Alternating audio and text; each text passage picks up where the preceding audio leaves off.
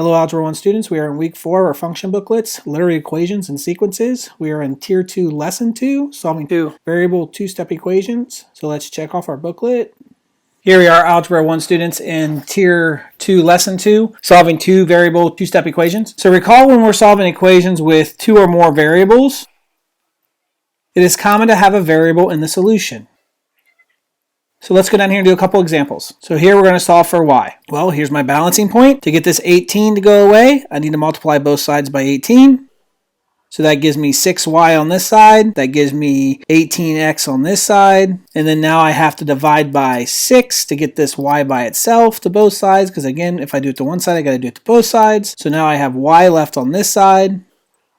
And on this side, I have 18 divided by 6, which gives me 3x. So when I solve for y, I get y equals 3x. And that's okay to have a variable in my solution. Let's go look at another example. So here's my balancing point again. Again, this is that special case to where I'm solving for x, but I got 3 dividing x and y at the same time. So I got to get rid of the 3 in the denominator here. So I got to multiply both of these sides by 3. That'll get rid of that 3. So I'm left with just x plus y on this side. And then over here I got 5 times 3, which is 15. And if I'm solving for x, I want to get rid of the y on this side. So I subtract y from both sides.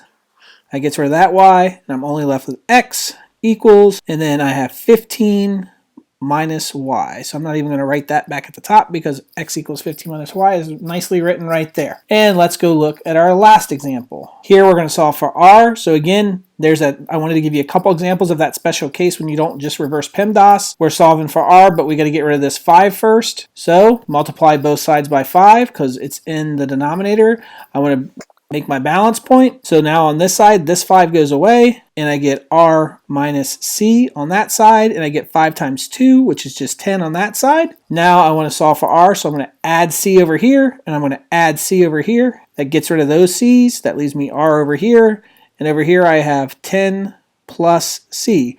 So if I wanted to write that a little neater up here, I get r equals 10 plus c. Good luck on your practice sets.